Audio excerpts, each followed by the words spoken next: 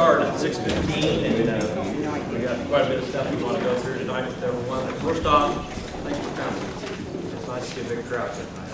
That's really great if you're interested in what's going on, and just thanks everyone for attending and what you've been coming to and what you've been helping with. It's been a big difference. One thing we've talked about committee meetings, and also kind of noticed just walking around and the sense of renewed community spirit. In some of the past, it's hard to get a few people to come to a community meeting. And so just that sense of community spirit, and have people show up at a meeting, that's a real positive. I think that's something to be commended. Some of the efforts have been going on, and just thinking about all the things that have happened in 4 short months, basically, and since we kind of got started at the beginning of March. In 6 months, we had that first meeting back in January, and started kind of picking off stuff in speed, and some of the things that have been done, it is really quite pretty amazing.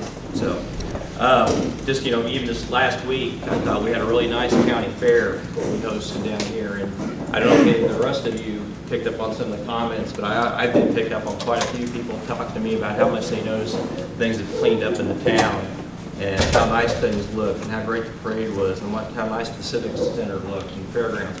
There was a lot of comments like that from outsiders in this town, so it's being noticed. And so, again, something real positive. The purpose of the meeting tonight is just to provide you an update on the progress made so far. We also want to share the results of the survey that we conducted in May into June. So we'll share those results with everyone. We shared those at a committee meeting. Some of you might have been there, but we haven't shared those out for everyone, and then we'll talk about what we're going to do with that. And then we'll also talk a little bit about some of the next steps of where we're going. Like I said, this has been a real grassroots effort. They don't really make a plan. You can't buy a book from where a billionaire walks to your town and wants to help you reinvent it. There is no plan for that, So, this has been a little bit of a learning experience. We've looked at a lot of resources, trying to pull things together. How do you get organized? It's kind of overwhelming at times. But when you got to go back and you stop, you look at where you were and what you've done in that amount of time, there's some real positive things. And so that's just something I keep in mind. And really we're about 4 months into it. So, talk a little bit about the timeline of things. And Tim's going to touch on this with some of our conversations that he's had with Marcus. He's been our contact with that. But, the initial timelines, being like I said, it was a grassroots effort. And Marcus talked to us back in January. He said in 1 year from now, it would look like this. And, he came back from May and he kind of got a little more realistic with that. This is a long-term process. And the Reinvent, is just definitely it's an effort, it's an idea, it's reinventing ourselves, and it's not going to be something that's going to happen in a year. This is something that's going to take some time, but we keep plugging along, and we're always seeing the fruits of our labor. And so, I guess I would encourage people to keep that up. The agenda for this evening is Rita Bowler is going to give us just kind of an overview of the Reinvent Horton project, things that have happened since that time, since we got started. Tim, he's going to provide an update from some of our latest conversations with Marcus, and then also an update from the city standpoint of some things going on with the city. Then we'll get into the 2 phases, and we had 2 phases come up, and we've been, like I said, they don't make a book for this, they don't make a plan for this. We've really been kind of following the lead with what Marcus had asked us to do for them, and we've been assigned these 2 phases, and the cleaning, the city beautification. We're going to talk about that. Christy will give an overview on. She's got some numbers on things that have been done there, and then I'll give a presentation about the business identification and information in phase 2, and then we have some financial information, some update on some of the donations we've received, and Van's going to provide that to us at the end. When we get done with that, then we'll open it up. We'll take some questions. If you guys have questions, concerns, if you can hold those to the end, because maybe we'll cover those during the presentation. And then when we finish up, we'll put those down. We may not have the answers to those tonight, but at least when we get them down, and so as we're going forward, we know those concerns are out there, and maybe something we can turn around and address. So with that, I will turn it over to Rita to get us kicked off with the overview of the Reinvent Horton project. I just want to add my thanks for coming and caring to come tonight, because it just does all of our hearts good to see you all here. To have to put out more chairs is awesome. I get to do the part of how did we get here. The Reinvent Horton project started in January of 2014 when Camping World CEO and host of CNBC's The Prophet, Marcus Lemonis, took an interest in proving that a small town in America, our small town, can be reinvented. Mr. Lemonis likely had never even heard of Horton, Kansas before, and suddenly he became our mentor, championing the effort to actually truly reinvent a town, the town of Horton. He encouraged those who live here and care about this town to start a cleanup and rehab project to keep Horton's businesses and population from declining. Marcus Lemonis became that person from the outside to speak up and say, anything is possible if the people, who are Horton's greatest asset, that's what he said, the people are your greatest asset, will step up and get to work. And I think that we have done that quite well. Phase 1 began with cleanup efforts. Weeding, removing trees and brush, and hauling away trash were taken care of by groups of volunteers each Saturday. Volunteers who came those Saturday mornings, and still do, would be assigned a certain property or area, and when it was cleaned up, they would move on to the next. As cleanup continued, another town hall meeting was organized with business owners, and the city commissioners let us know that they were behind our efforts, and from there, the Reinvent Horton Visionary Committee was formed. Our mission statement reads, to organize and help give direction to revitalize Horton into a prosperous community while preserving its cultural and historic roots. And we also developed subcommittees, which consist of the Organization Committee, Promotion and Media Committee, the Design Committee, Economic Restructuring Committee, and the Manpower Committee. As projects move along, these committees will be revisited to update them as needed. As part of Phase 2 of Reinvent Horton project, Mr. Lemonis, when he came back in May, asked our committee to take a business inventory of downtown businesses and buildings and to identify types of businesses that need to be brought to Horton. To identify those business ideas from the community, the committee conducted a survey that asked community members to provide up to 5 business ideas and detail why they think those ideas would be successful. This survey was conducted online, but was also available in paper format. The survey ran from May 17, 2014 to June 3, 2014. The results of this survey will be presented during tonight's meeting. Mr. Lemonis has asked, a lot of people have asked about this, so he has asked that we not choose a theme yet. He wants us to focus on Phase 1 and Phase 2, so that's why that has not been decided yet. Painting has begun and even is completed on several buildings, not only in the downtown area, but for other businesses in Horton. Christy Sextro on our committee has taken on the huge task of, she takes a picture of each building and then she sketches it out. And then she paints it historically so that you're looking at a building and you don't exactly know what color, where to put it. She does that. She even makes blank copies, so if you don't like the first colors, you can pick new colors. So grassroots, that's the definition of grassroots. She's doing that part of it for us. We're very blessed to have her capabilities. The Headlight had then offered, when we started doing that, they said, we'll do a business each week. We'll show before and after pictures of those businesses that have been cleaned up, painted, and really it just drives home how much work has been done and how great everything looks with a fresh coat and all cleaned up. So thanks to them for doing that. Some businesses are being helped by Reinvent. Other business owners have taken it and run with it on their own and repainted and done everything themselves. The amount of work put into that painting is huge, and it has paid off. Between the cleanup efforts and paint, our town has come a very long way in just 6 months, and it looks amazing. So thank you again to each and every dedicated volunteer and those who have donated, because one person alone can't do it. 40 people can't do it. We really need our whole team to do it. But thank you very much. Your part has been in that. Reinvent Horton has other projects on the horizon. We would like to place lighting and possibly a clock back in the clock tower at City Hall. We have volunteers who have spoken up to clean up the tennis courts and the soccer fields, which again I think is amazing, because these are just people saying, I don't know how to help, but I'm looking at this and I think it needs work, and can I do that? And can I do this? That's amazing to me that people step up and do that.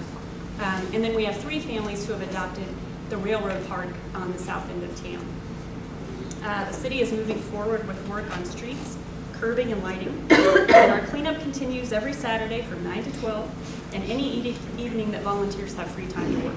So the invitation goes out to each and every one of you. It doesn't matter how old or young you are. It doesn't matter what your skills are. If you have no skills, if you come, we will put you to work. We want everybody to think, what can I do? What will my part be in this when we look back, however many years down the road that may be, but what was your part in this? And no matter what that is, we thank you for it. So with that, I think I'll turn it over to Tim. Thank you, Rita. Once again, I'd like to show my gratitude for the support and the community's efforts coming out tonight. It does the Reinvent people a great deal of pleasure to hear and see the positive and the support behind these great people that we've got, the community that we serve and the community that shows us the support to come out every Saturday and keep prospering as we do. We've been told, several times, well, you guys will hit burnout, you guys will hit burnout. There's no doubt that I haven't been to 2 or 3 Saturdays, but I can tell you the dedication that these guys and gals have posed, this project won't quit. It might take us longer than a year, but I can honestly say that their determination is there, and they will finish it. And it'll continue to go and go and go, and hopefully as more youth get involved and as more leadership gets involved, I think that as the city progresses, I think the Reinvent team will hopefully progress in the same amount of efforts and more people show up every week. My portion of it is the Lamona's update. I am the contact between Marcus, and that has been somewhat challenging, to be right honest with you. I told the Reinvent team last week, he wants this project to move on a speed that is not our normal speed in Horton, Kansas. Unfortunately, that is the drawback. His comments to me have been, where's this at? Where's that at? When are we putting street down? Where are we at on lighting? Where are we at on sidewalks? I've had to kind of come to the point of telling him many times, it's coming, Marcus, it's coming. And now the opinion from Marcus is, okay, you say it's coming, when? When is it coming? So I've kind of had to rein him in and say, what, we're dealing with taxpayers' money and we're dealing with donations. From a billionaire standpoint, when he goes into a business that you see on TV, he writes a check, they demo the building, and they start over, and it moves within the speed of light, and it ends up being done in an hour on a TV show. It's not going to happen that way. So my last communication with him was he has the buildings that he has selected to purchase. The contract paperwork has been done, but unfortunately his progress for us is I will move forward with payment of the buildings, and I will move forward with my progression of my businesses that I think is worthy for the community once the city stands up and shows that their efforts are met. He says his exact words, and I verbatim tell you, his exact words is, I am not going to go into that community that I have absolutely zero ties to and put in 5 businesses and demo buildings that need to be demoed to the ability that we put back green areas to where we prosper more in the community for the future. But he said, I'm not going to sink my money into that until the city commits. I'm not going to put in a business on Main Street of Horton that there's a 3.5 piece of rebar sitting out in front of it, sticking out of the curb. So he said the city has got to come up to the plan. And the city has always been on board, whether it was before the commission change or after the commission change. I feel like the city has always been on board. I feel like that going to meetings, I've always had the support at the end of the meeting to say, we're going to talk about sidewalks, we're going to talk about lighting, we're going to talk about streets. Are you guys still okay with me moving forward with that? And the commission has always said, yeah, keep going, keep going. So I don't feel like that, we've kind of got a little bit of a myth in the last couple of weeks. Maybe the city's not on board. The city is on board. The commissioners are on board. July 7th was a meeting we went through budgets, we went through line by line items to figure out how do we come up with the money. The money figure is around $240,000, and that is for only 2 blocks. We've got good competitive bids from companies out there. We are going to have to re-innovate the bid for concrete. We asked the auditors what their thoughts were. The auditor said if it's over $100,000, you're going to go out and have to publicly bid the concrete. So next week, that's what we'll start doing. We'll publicly bid the concrete. The lighting and the asphalt bids, if we end up going with the asphalt bids, they were fine to be used because they were under $100,000. And they were actually local bids, so that kind of fell into our purchasing policy of local contractors. So with that being said, the commission did vote at the end of the meeting to go ahead and approve the project for an amount of $240,000. Could come in less, could come in more. Right now, we're kind of up in arms with that, with how we proceed with once we get tentative bids back from the concrete people. We've taken a harder look now at ADA because that was in the equation, but we've also been schooled now in the last few days that maybe the ADA needs to be stepped up to another level of ADA for the businesses, on how these businesses come into their doors and what the pitch is of the slope going into maybe the bank, and how do we make this accountable for any disability person in our city. Laura Cowart and I had a conversation today, and she said when she was on the library board, she said 24% of the community in Horton is classified disabled. Whether it be for any unknown reason, it's 24%. So I think it's a very viable role that we take a hard look at, make sure that ADA is right.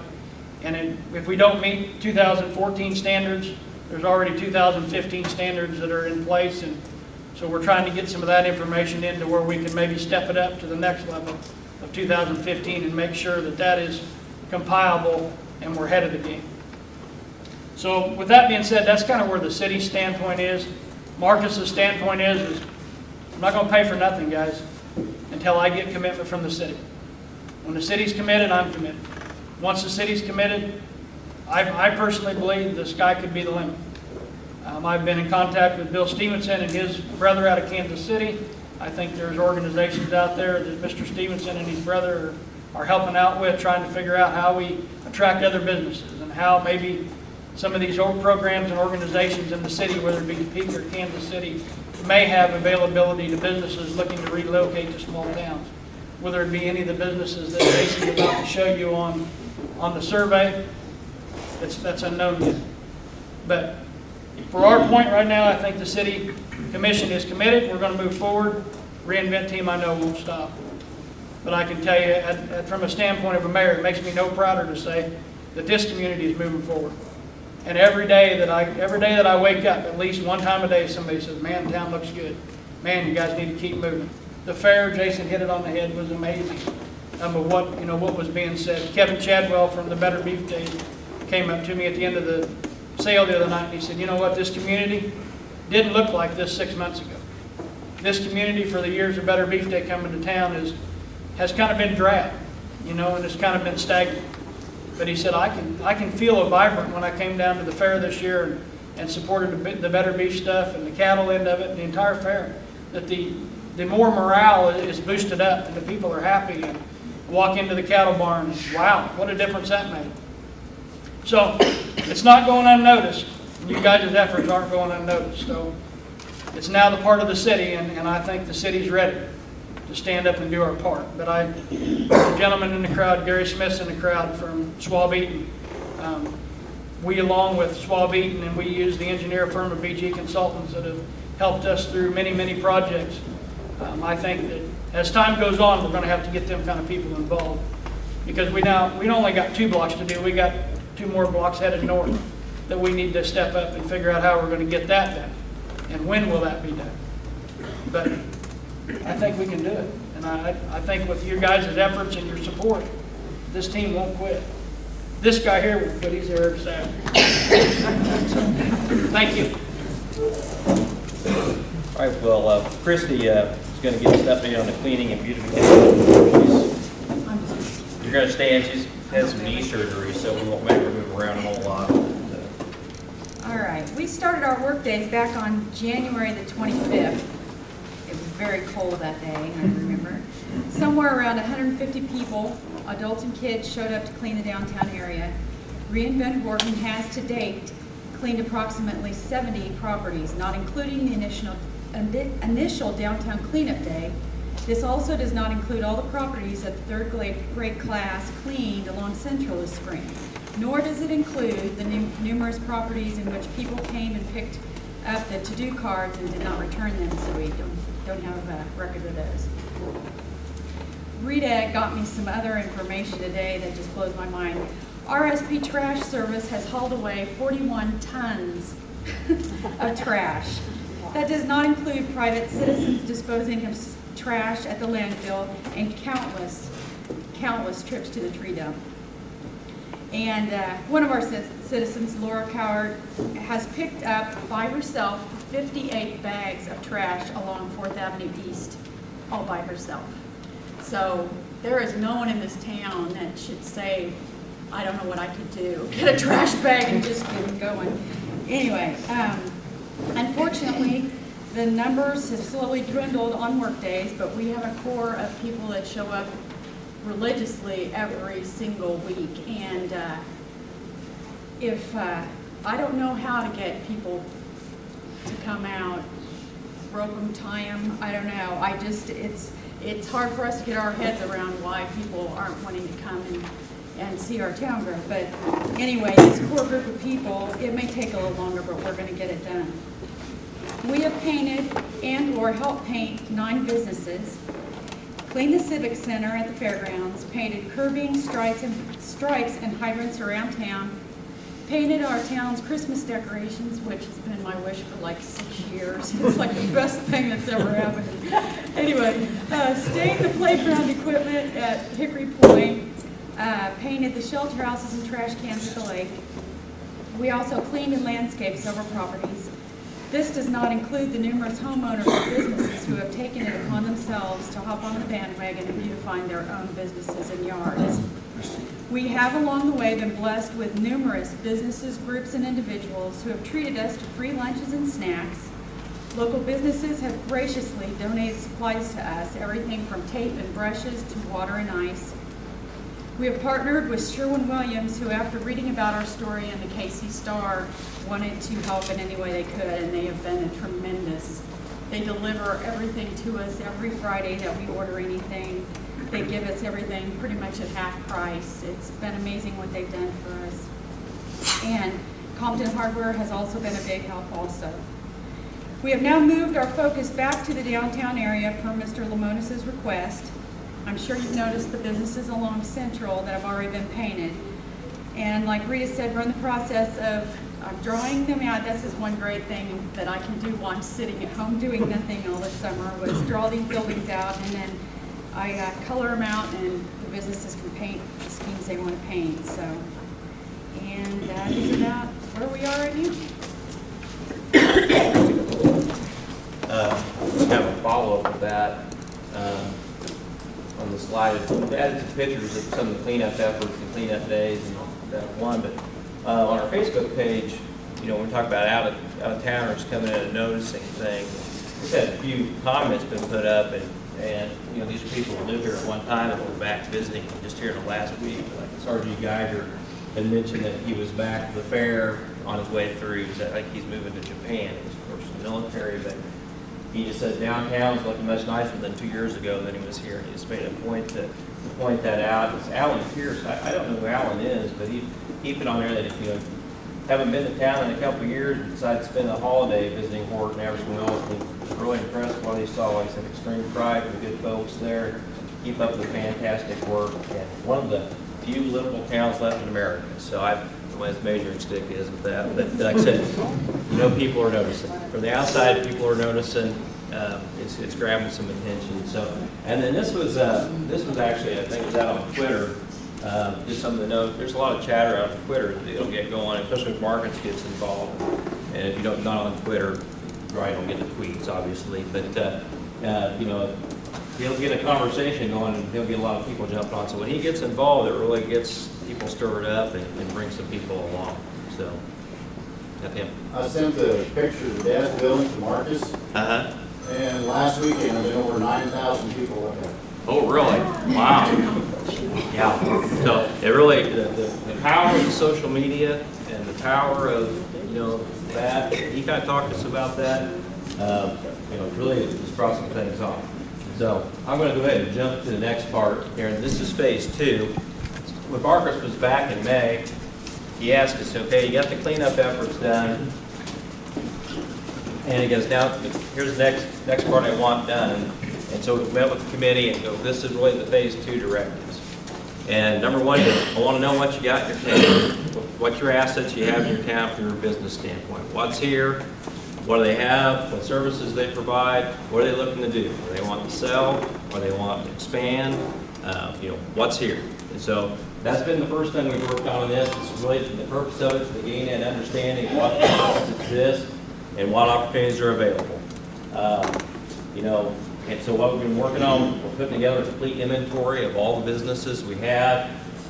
This asset list will contain the business types, buildings that are available, that are vacant, what's the square footage in those, what's available, what's the owners of those buildings want to do, even if they don't have an existing business in there, are they looking to sell it, do they want to keep it, what's kind of their future plans. So we're working to get that put together, and we've got a group of people working on that. So it's not quite complete. When he comes back, that's one of the things he wanted to have to see, what we're kind of looking at in the inventory side.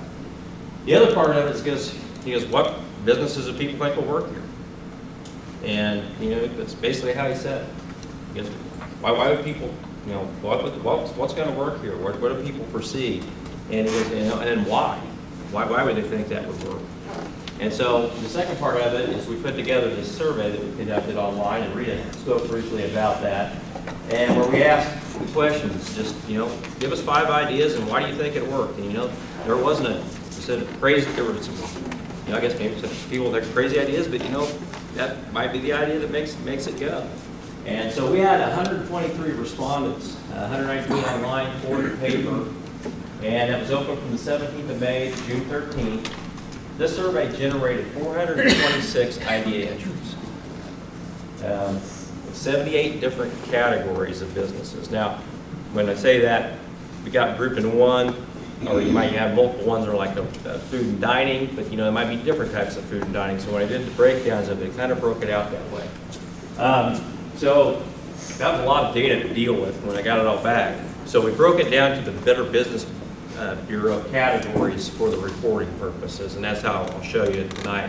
So some of the things I had to kind of make a judgment call on, so if you think that really shouldn't go in that category, we can always change it. It's just not there.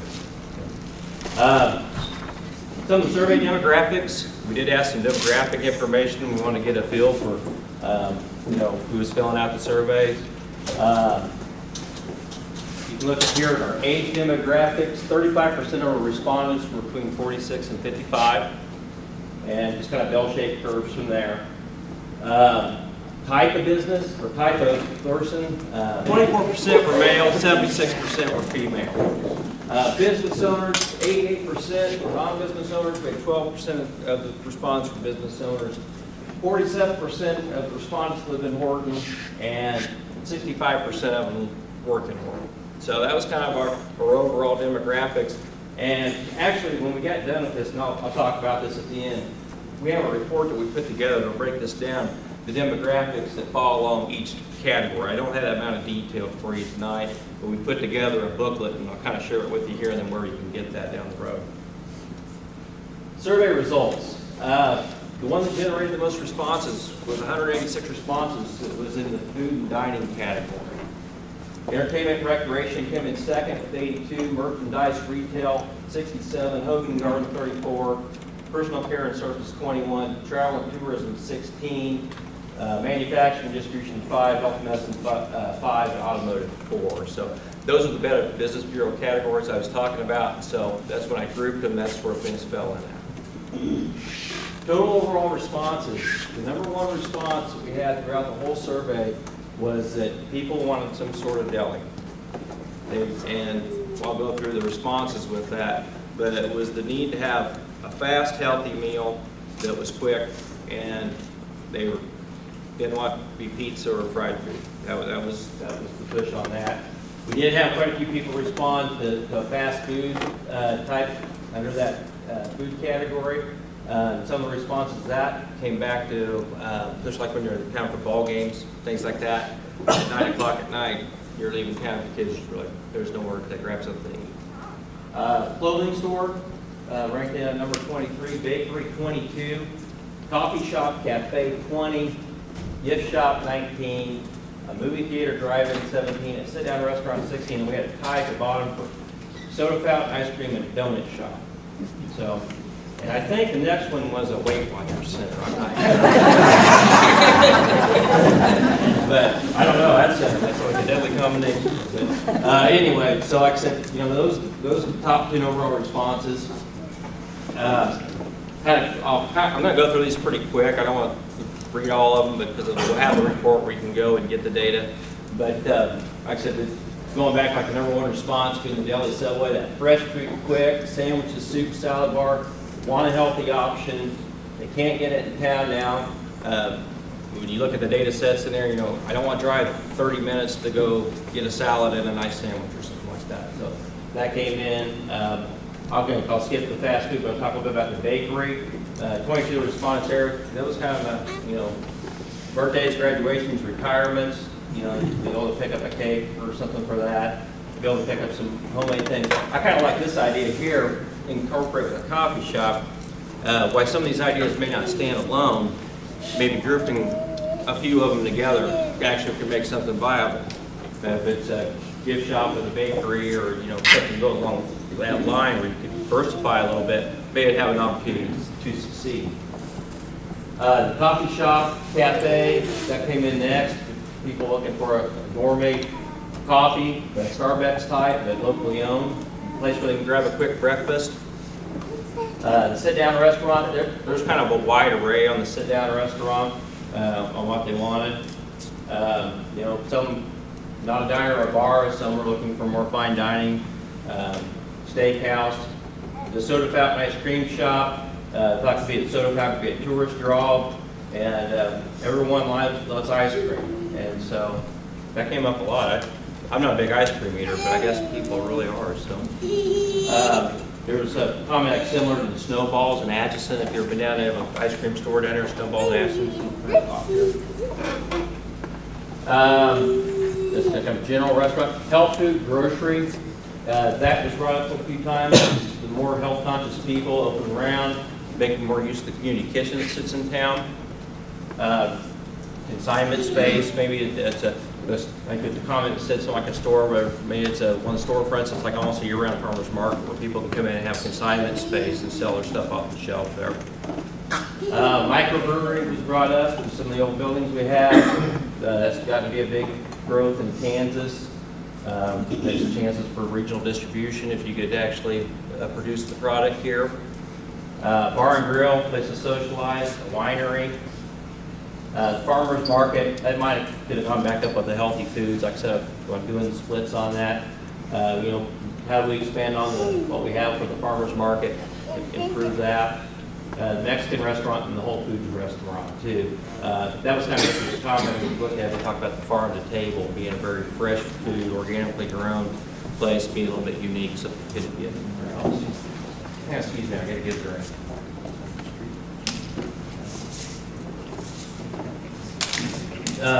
Next category is entertainment recreation.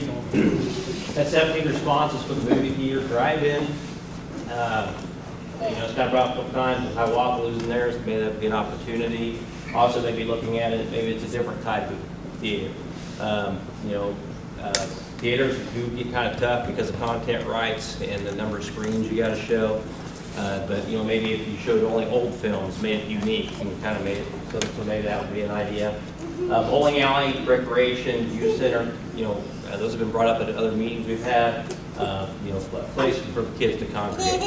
The pool and the swimming pool. You know, we know we got the swimming pool issue in this town, and I know Tim, you guys, I know the city have been talking about that. But anyway, you know, there's some ideas about that. A draw to town, the arcade. Indoor playground, this was kind of an interesting one that was brought up.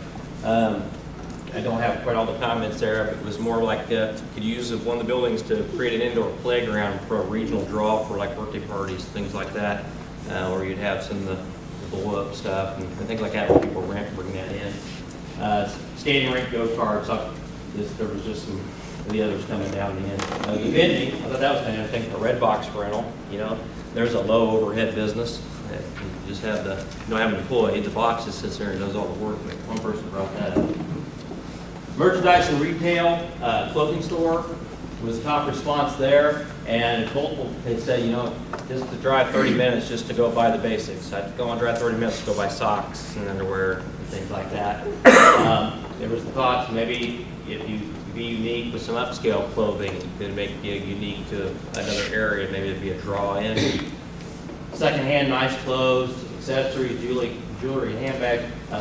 Pink's Pistol is some store that Miranda Lambert has in Oklahoma. I looked it up at the time when I was looking this through, and I don't remember what it was about, but I think it was kind of a Western clothing type store. Gift shop, that one came up quite a bit too. And I said, you know, looking for just that, hey, I got to get a birthday card. I can pick up a small gift for this birthday party. You know, I want stuff that has the local high school in it. You know, Chiefs, Royals, with local colleges, holiday items, something that they can like just for you in Hiawatha, maybe something that maybe we had time, maybe like the Care Fair or something like that. Something they were kind of looking for that. Shoes, that was brought up quite a bit. Shoes for the elderly, place a good shoe store. You can get good shoes. Consignment, using one of the buildings to be a consignment place. And again, I think that kind of comes back to where we talked about the farmer's market piece, where you come in, you can rent off some space, or how you set it up and organize it. But you know, maybe that's not only just in the consignment from here, but maybe if you had some people who are good with eBay, things like that, they could be consigning those items there for a portion of the sale. That's what they would run. Variety was sporting goods, tattoos and piercing, and a boat and jet ski place. Home and garden, a craft store made the list, and there was quite a few comments on those. Looking for handmade items, collectibles. They gave reference to the vintage gypsy in Atchison. I'm not familiar with it. They referenced that. Maybe a quilting store, a woodworking store, something that maybe would be a draw where people could come in. Canvases, acrylic paint, the Pinterest ideas, you know, to generate a lot of crafty ideas, or people want to do this kind of stuff where they learn how to do it. They don't want to drive to the peak, they had to go to Hobby Lobby to get their supplies. Could they actually offer some classes to go along with that, teach people how to do the ceramics, quilt shop, frame shop, fabric shops, and bus trips to visit these. So that was a comment there. The greenhouse was brought up quite a bit. Plants, you know, don't want to travel for that, want to grow. Use some of the green spaces for gardening. Antique store was brought up, a couple of them. Art studio, provide the art classes, some of the artist box. I think it kind of falls into the craft a little bit more. Tools, a recycling center, and then a furniture store, maybe like some antique furniture. In personal care and services, preschool hit the top one. We only had 5 responses. That was the top one. And the main reason for that was not all kids qualify for Head Start. And our only other preschool option in the city is if you can qualify either for Head Start or you get into the pre-program with the pre-kindergarten. And you have to qualify for those. It's not just somewhere you can go in. So if you want to go to a preschool right now, you pretty much have to drive, take your kids to Hiawatha. And so that was brought up. Business assistance for marketing, web design, thinking, you know, we bring places in, and there be a place that could be of assistance to these businesses, help them maybe branch out, get away from the bricks and mortar to more of the clicks, and you know, be able to help them with some online marketing. Daycare, there was mentioned the shortage there. The attorney came up a couple times saying, you know, that they felt there was a shortage in the county, and you know, it tend to be a lot of issues, so maybe a local attorney would be good, and a few other things. Travel and tourism, a few people mentioned having a museum, maybe going on the train theme, important history, maybe with the tribal, Indian tribes that we have around. Lake rentals, utilizing the lake space we have out there, cabins, boat rentals, and other events. Health and medicine, pharmacy, there's 4 people there. You know, seeing that we have a lot of traffic going in and out of the pharmacy, that could be downtown. Rec center, someone mentioned like the Netawaka Center, that they just go over there. Maybe a place for physical therapy, a place maybe to have Zumba classes, things like that. Manufacturing, distribution, there are a few ideas listed there. And I guess it was more neat jobs, that t-shirt personalization, is that something you could do where you got the embroidery and sell in the schools? Automotive, there's only one response on each one of these. Auto parts, somebody felt we need competition for auto parts. Truck stop, with the amount of truck traffic we have coming through town, we don't really have a truck stop for a fueling center. Convenience store, so like a Casey's and a full service station, somewhere they get a gas oil change, car wash, tires all one place, express loop. So this survey will be put into a format, like I kind of said. This is the booklet format of it. It's broken down per category, breaks down each response like we had, along with the demographics for each response. So we're going to publish this out there. We got a few edits we need to do to that. It also provides all the raw data. So anything that comes off from what was taken from the survey with more of the detail on each of the subjects. I just kind of hit them with bullet points because there's quite a bit to write in there. But that'll all be available too. Now, these results, again, are only ideas, and that's what we were asked to do. Come up with ideas. They're not a guarantee that they need to be successful. And so anyway, I was looking at these, we definitely need to do more due diligence to see, if there's really a market for that or how they should go forward. But this at least provides someone an idea going, hey, I've been thinking about doing that, and there's a decent amount of people who would be interested in that, so maybe it's something I should pursue. So that's the purpose of it. When Marcus asked us to put that information together, he asked us to do that because people have these ideas, and he kind of talked about the next phase, but he hasn't given us the details on that yet. If I got these buildings here, I want people in them. And if I want people in them, then they come bring me a good business plan, and it can show that there's potential for success, then I'm going to help support them to make that happen. And he didn't give us those details on what that support is, whether it was free rent or whatever. I don't know. So like I said, we're still working. That's kind of going into the next part of things. But we'll get this finished up and we'll post it up. We can put the link out on the Facebook page, and then we got some web resources where we need to put it out as well. We just don't want to go through the cost of actually doing the print on them. There's no reason to do the expense. We can put them out online. If you do need a paper copy of them, we can either get them printed out or just request one from someone. But like I said, there's a lot of good information in this. So with that was the survey results. Let's see where we're at now.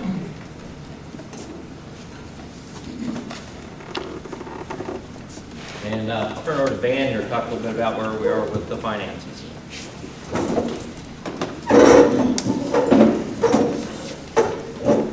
Everybody knows all the efforts that have been put into our local Saturday cleanup efforts, and the number of people that have turned out and really done an excellent job of devoting their donated time to make things happen for Reinvent Horton. We wanted to also list the people who made financial donations and recognize them. There are 3 individuals that have given between $1,000 and $25,000. They are Bill Goins, Greg Kalis, and Paul and Mary McLennan. And we have a list of other people too. I'm not going to read off amounts, obviously, but I would like to recognize them for, again, their foresight and contributions to the project. Bill Stevenson, Mark Vining, Clement Otto, Ministerial Alliance, Carolyn Hosford, Don and Connie Werner, Yoke Corral, Mike and Dixie Arstead, Nina Picard, the Horton Alumni Association, Karen Schroer, G.J. and K.W. Kalis, Alan and Connie Yossi, Dean and Emily Thorson, Elva Kurtz, the Pony Express Bank, A.E. and Rita Winkelbauer, Delbert Scheid, Don Kalis, Catherine Donatelli, and Bert Lading. Thank you to all of them that have made contributions. We have a total of $30,308 in our war chest to devote to the Reinvent Horton project, and as we progress and see crying needs for that, why that will be addressed. And I want to thank Tim for getting me this list, and I do apologize to anybody that I've missed. I've tried to organize this in a consolidated way, but I could have very, very easily missed somebody. All the banks may have donated. And I want to mention something else too.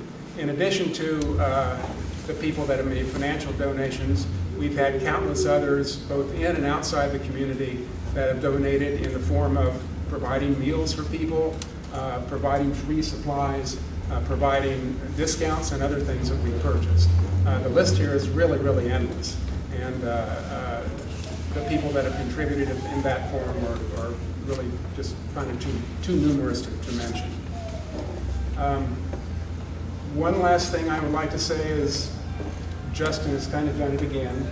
Everybody else has these wonderful, exciting things to present, and I get the dollars and cents. So I'm going to close with one of my favorite poems. It goes like this. Isn't it strange how princes and kings and clowns that caper in sawdust rings and common people like you and me are builders for eternity? Each is given a bag of tools, a shapeless mass, a book of rules, and each must make, ere life is closed, a stumbling block or a stepping stone. I could admonish you all to be stepping stones instead of stumbling blocks as we work towards making Reinvent Horton a success. But I'm not going to do that. Instead, I want to point something else out to you. If I were to sit down with my little bag of tools, my hammer and my chisel, and if I were to craft in my own mind what a perfect stepping stone is, half of you out there would think it would be a stumbling block.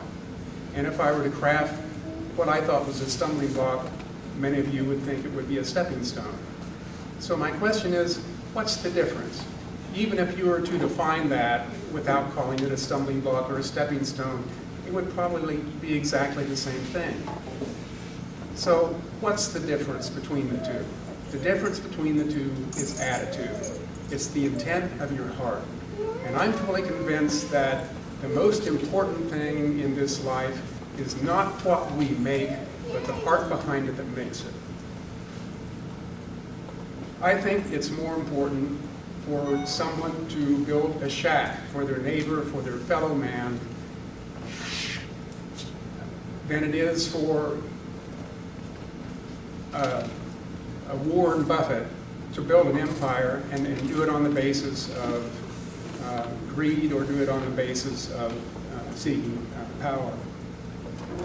So what's this mean to Reinvent Horton? Reinvent Horton, the important thing is not about reinventing and changing the look of downtown, putting in new businesses, developing a commerce and trade downtown that we've never seen. What's really important is the change and the reinvention that goes on here. And this mayor and this board, as we've looked out and seen what's happened in the last 4 months, we've seen many people step up and start building stepping stones. I think that's what that is all about. That is a real secret behind Reinvent Horton. The secret, so don't tell anybody else. But if we can redevelop a community with that kind of a mindset, we're going to be successful regardless of what we do. So there, I got to say something.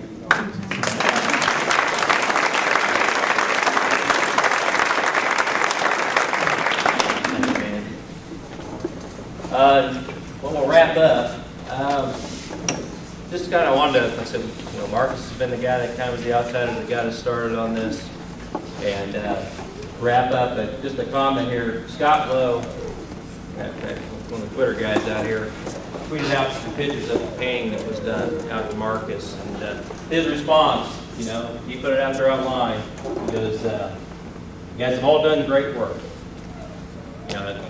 That was something he put out there for this community, and I wanted people to see that, because I know you're not all on there. Like I said, he is watching. We got stuff going on. He's watching and he's involved. So with that, that's all the prepared information we have for the night. I hope I was informative, and I hope that kind of gave you an idea.